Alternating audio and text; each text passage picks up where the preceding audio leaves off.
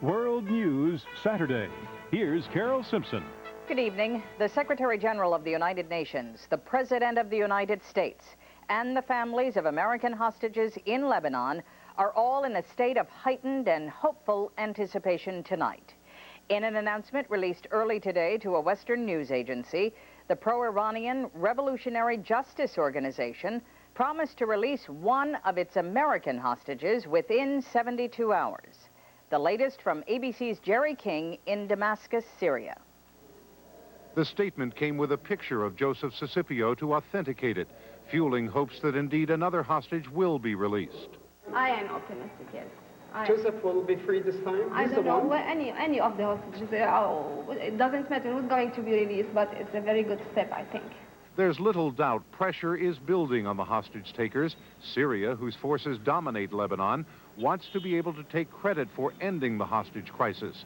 That would further enhance its international reputation that had already improved when Syria sided with America in the Gulf War. Iran wants it too. President Rafsanjani apparently believes that Iran's financial assets, frozen in the United States and elsewhere, will be released after all the hostages are set free. And even the leaders of Lebanon's Shiite community are now strongly condemning hostage-taking, including the latest one, French relief worker Jérôme Leroux on Thursday. He was pulled from his car, and a little-known group threatened to kill him if another hostage was released. But that has not stopped the Revolutionary Justice Organization from announcing it would set one free within 72 hours. Besides Cicippio, who was kidnapped nearly 5 years ago, the group holds Edward Tracey. He, like Cicippio, had converted to Islam. In 1989, the organization threatened to kill both men, but backed down in the face of worldwide criticism. The mere fact Cicippio's picture accompanied the statement does not necessarily mean he'll be the next set free. Earlier this week, American Terry Anderson's photograph was released, but it was Britain's John McCarthy who came out. Still, the prospect of two Western hostages freed within the same week holds out hope that the whole hostage crisis may finally be grinding to a close. Jerry King, ABC News, Damascus. The just-released British hostage, John McCarthy, is carrying a sealed message from his Lebanese captors. He will deliver that message tomorrow to the head of the United Nations. More from ABC's Jim Laurie in London. The UN Secretary General arrived in London hopeful the letter he will receive tomorrow from John McCarthy will pave the way for a wider hostage deal which would release all those held in Lebanon. Do you know the contents of the letter he's bringing? Not yet. That is the surprise. But before leaving New York, de Cuellar reported his personal representative had been dispatched to Damascus to witness the release of more hostages.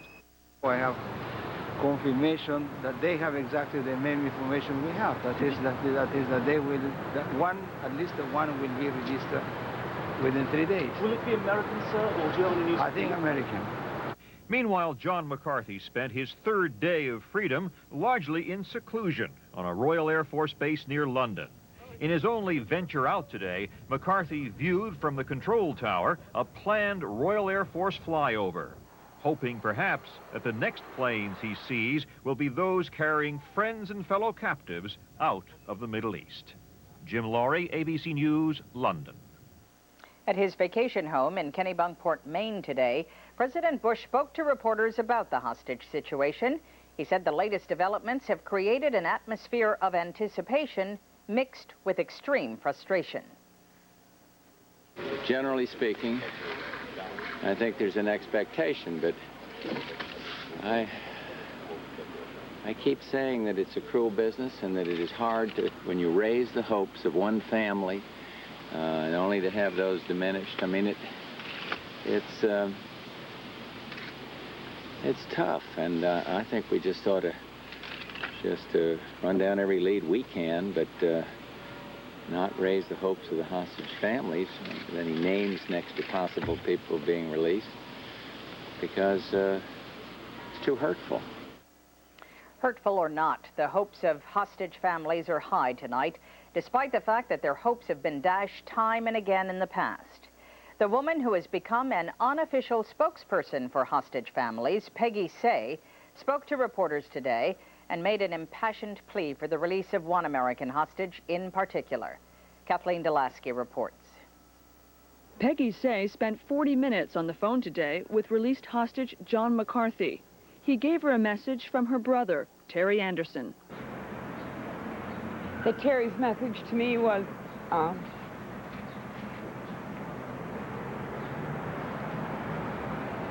can I ever thank you for what you've done for me? Peggy Say has spent 6.5 years forcing the government to remember the hostages. But today, knowing Terry is healthy, she said he should not be the first released. I have maintained to all of those involved that if only one hostage could be released, to let it be Joe Cicippio. Cicippio has lost several family members since he was taken hostage, and his sister is now dying. A sign outside the family home reminds passers-by how long the family has suffered. When news came today that Joseph might be released, his brother was cautious, but his hopefulness showed. We've weathered this storm before, and who knows, this may be something at the end of the rainbow. Maybe a rainbow at the end of the line here. The State Department is keeping in touch with the 6 American hostage families, but the families say they're not getting concrete information. Even so, there is a real sense among them this time that their loved ones will come home. Kathleen Delasky, ABC News, the State Department. The rapidly changing hostage situation will be the topic tomorrow on This Week with David Brinkley. Peggy Say will be among the guests. Coming up, abortion protesters were out in force again in Wichita, this time trying a new tack. And dialing doctors for medical advice. Could it be hazardous to your health? And later in this broadcast, separating the smooth and creamy from the fluffy and gummy.